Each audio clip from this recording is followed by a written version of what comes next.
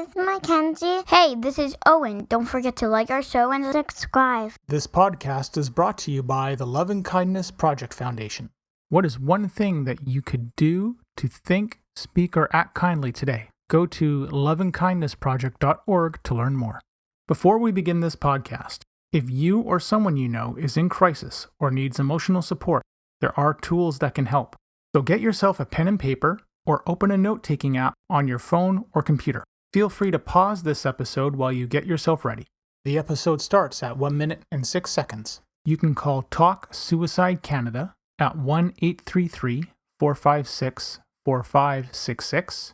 You can text 45645, which is coming in the fall of 2023. In Canada, you can also call 988, the Kids Help Phone at 1-800-668-6868. The Trans Lifeline in Canada is 1-877-330-6366. And in the United States, 1-877-565-8860, or call 911. You are not alone, and you do not have to be alone. I would like to honor and recognize the traditional and unceded territories of the Katzie, Kwantlen, and Semiahmoo nations on whose territory I live, work, and play.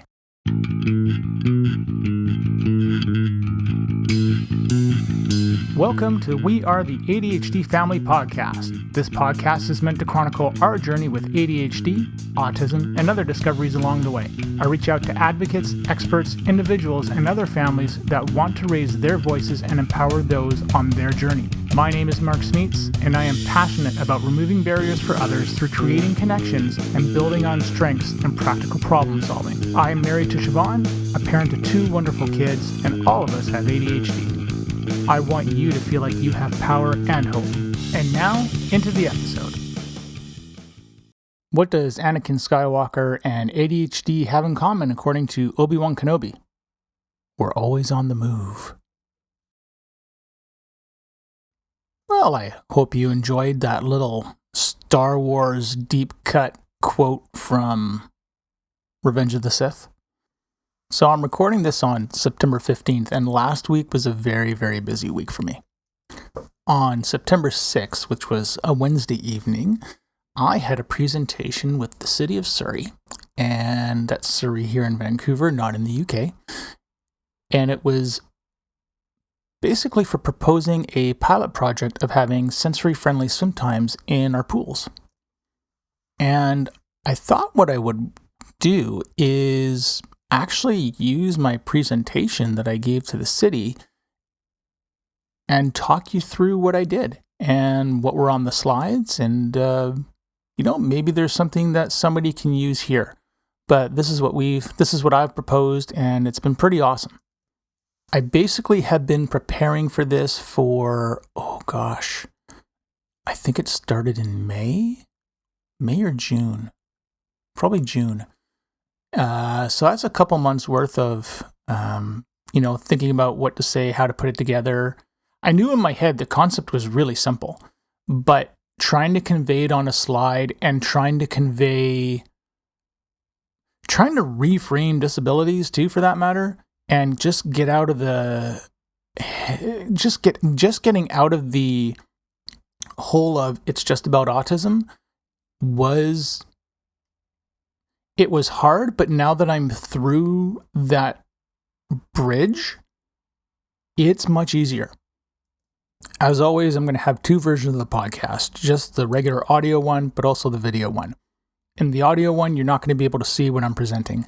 But if you watch the video version of this, you will see the slideshow, and I will talk through it as I progress through the slides. The way I structured the slides was to give the slides a lot of information or specifying my asks. I was talking about the information on the slides, not so much the words on the slides themselves. I had separate speeches written for everything. So this is the one time where watching the video version of this is probably going to make way more sense than listening to the audio, but I'll do what I can. I'm going to split this episode up into 2 parts, and I'm going to release them at the same time. The first part of the episode is going to be, or whatever I decide part 1 is going to be, is it's going to be the presentation. And like I said, I think you should be watching the video version of it. The audio one, it's going to be a little bit harder to describe. The part 2 of this is there are some points and things that I want to make. And whether you watch the presentation first or listen to part 2 first, really it's up to you. There are a couple critical points that I make in the slide that I think really need to be expanded on, and it will help bridge, I think, that knowledge gap that I know I've seen and experienced.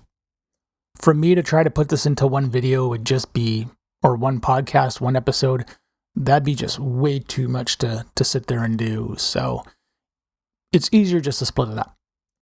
I have 2 pieces of advice for you if you plan to do a presentation like this. The very first piece is actually really simple. When I did my presentation, I did not realize that PowerPoint was set to auto advance.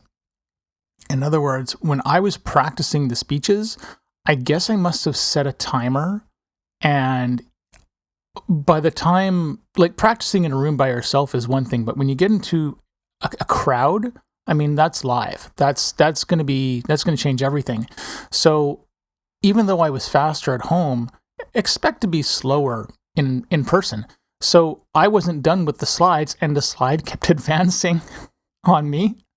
So there's my tip, is make sure the auto advance on PowerPoint or whatever you're using is not set, and that you're in manual control if that's what you've got planned. What was funny is during the presentation, Owen stuck around with me, and because I brought the whole family with me to City Hall, and at one point he came up to me because he saw that I was struggling, and so he came up and he's got his headphones on and stuff, and he's like, I thought he just wanted a hug, so he went beside me. No, it turns out he was trying to control the computer to stop the slides from moving forward because he had figured it out too. So that's quite humorous. I didn't know it was set to auto advance until the office clerk told me that she noticed it well after the presentation. So it's funny enough. And piece of advice number 2. When you're putting this together, your best bet is to, like, this ended up being 17 or 18 slides, and it's huge, especially with everything that I wanted to convey. What I would say is split this up. Make it specifically, here are your asks, here are why the asks make sense, and then put your information, your knowledge, put that kind of stuff. Try not to mix it in too much, but if you do mix it in, limit it. But kind of think of it as 2 separate presentations, right? You have your operational things that you want to do, the mechanical side of things, but then you want to convey why it's important and so forth. So make those 2 things separate. I just had a lot of information that I wanted to convey, and there's a big reason for it. Why I had so much information in there is because I think there is one thing that we do here in the province of BC that has overcomplicated things, or perhaps maybe oversimplified. I'm not too sure which is the right word to use, but this is why I talk about reframing disabilities, and I do this in the slide. Now, think of stop for a moment and think of all the disabilities you can think of, right? ADHD, autism, dyslexia, physical disabilities, sensory processing disorder, intellectual, depression, anxiety, etc. We all know that these things are not on-off switches. They're not because of bad parenting. They're not chosen, etc. They're not a lack of discipline. We know that that's what disabilities are not.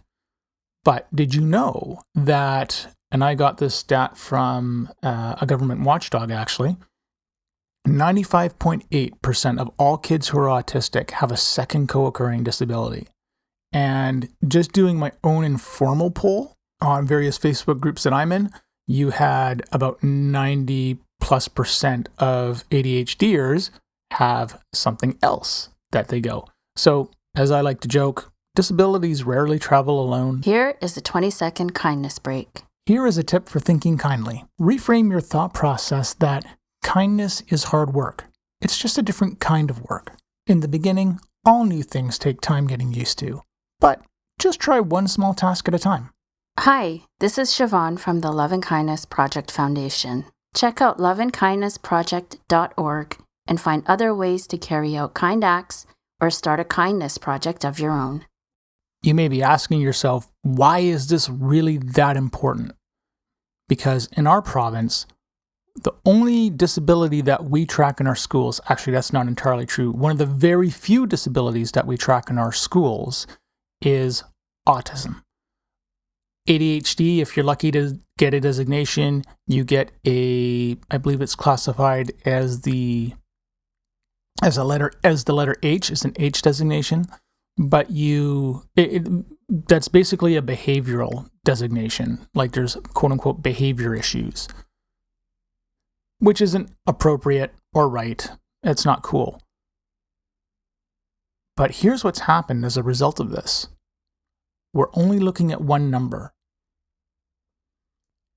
And you are it was since 2014, if I remember my numbers correctly, there has been a 164% increase in the number of diagnosed cases for autism.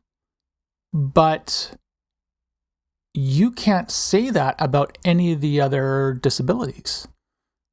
And in such a huge growing city like the one that I live in, no one can tell you how many kids are ADHD, how many have Down syndrome. None of the disability advocacy groups can do that. They can ballpark it. It's one thing. When I was talking to Kathy McMillan of Dyslexia BC the other week, we were talking about numbers, and I believe the number she gave me, like the total number of kids for, I believe it was under 18 that are dyslexic, I think was 90,000. With ADHD for under 18, we're estimating about 50,000 or so. And when you look at the numbers for autism and that big massive increase, it actually only paints the total number of people around 25,000, which doesn't feel right to me, to be quite honest.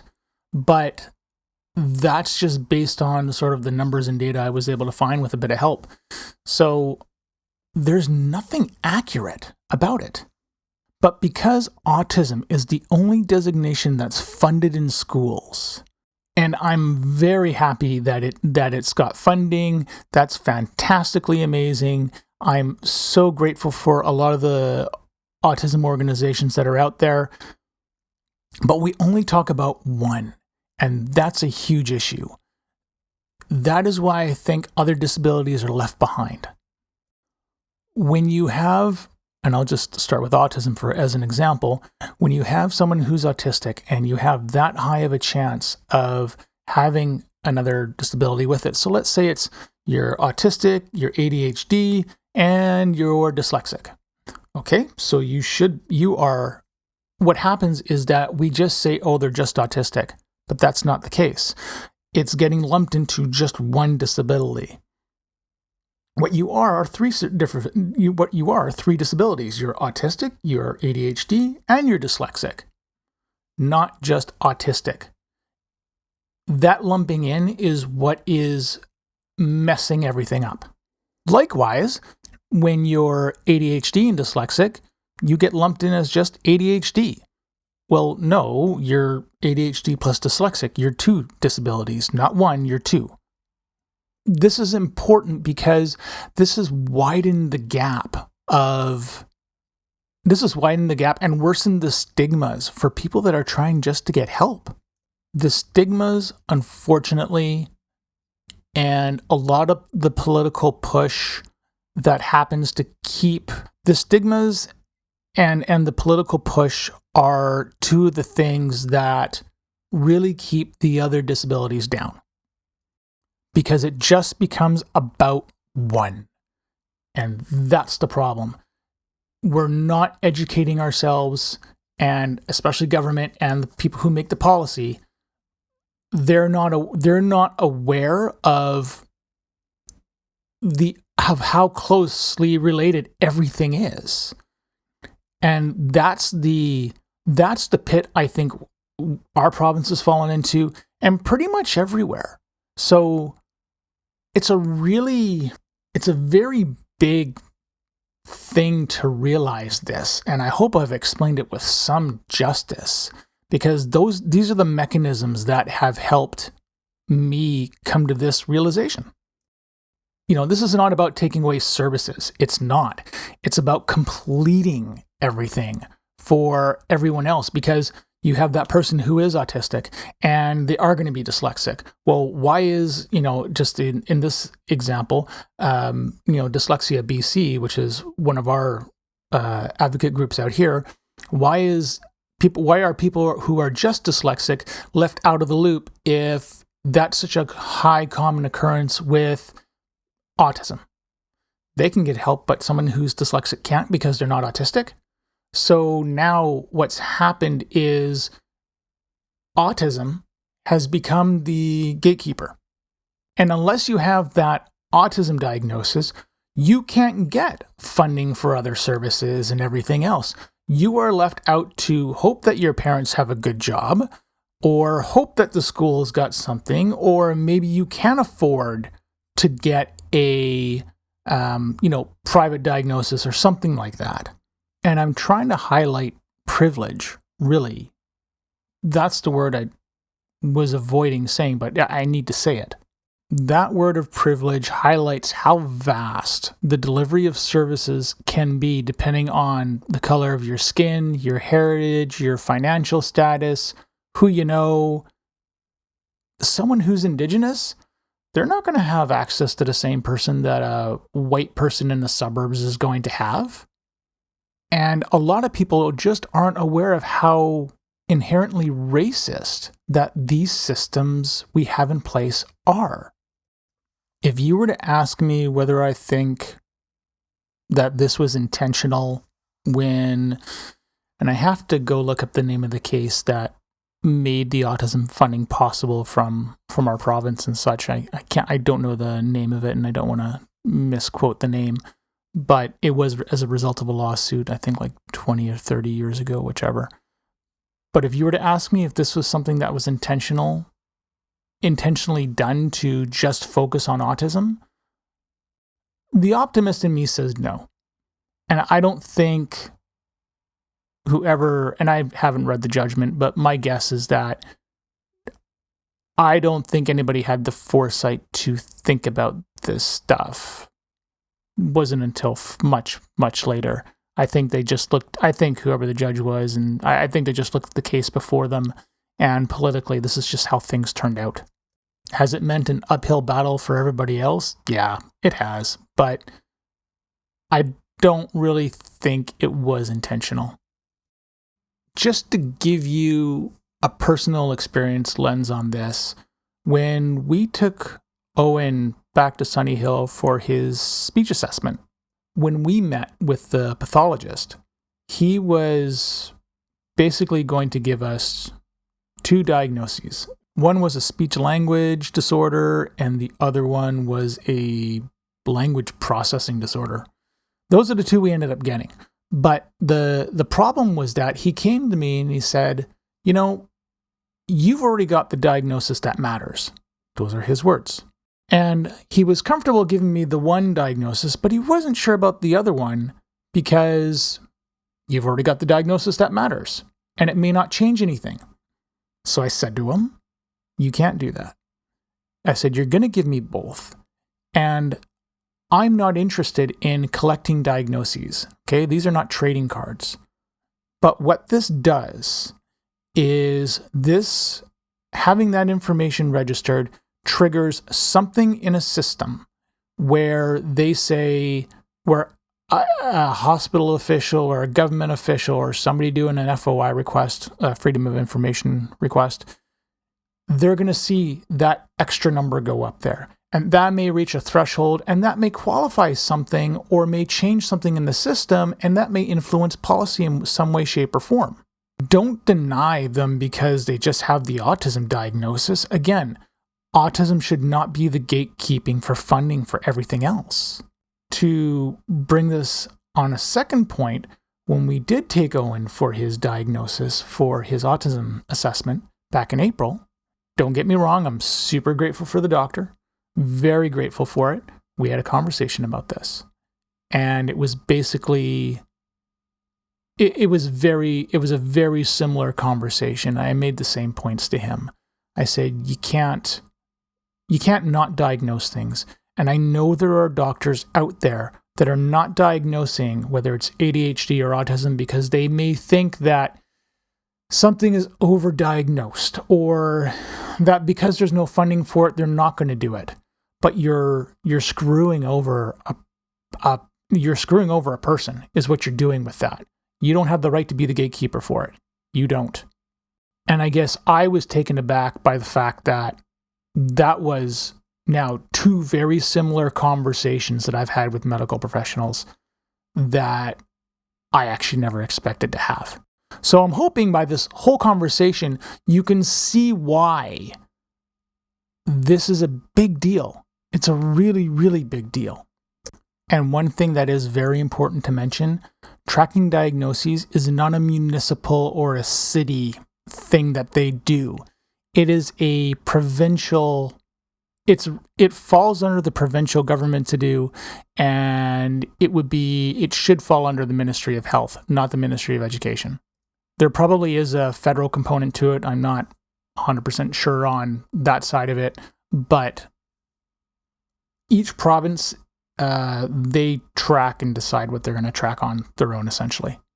And just to give you one idea of a stigma that's hung around is this person's autistic, and you may have the stereotypical view of what someone who's autistic looks like. And quite honestly, that's a stereotype in its own. It's like, oh, disabilities have a certain quote unquote look. No, they don't. Building on that, someone who is autistic may be seen as, oh, they're autistic. That must be tough, right? Just like I was talking about in the other episode about why I was sad, right? There's that sympathy, but then you have something like, well, this person's ADHD. Yeah, how much do we know about that? Now you're saying, which one is worse? And all of a sudden you're left in judgment. And you're left being the one to judge these things. And that isn't cool, because you are now contributing to the fact that you are gatekeeping how someone feels or what someone needs to just function.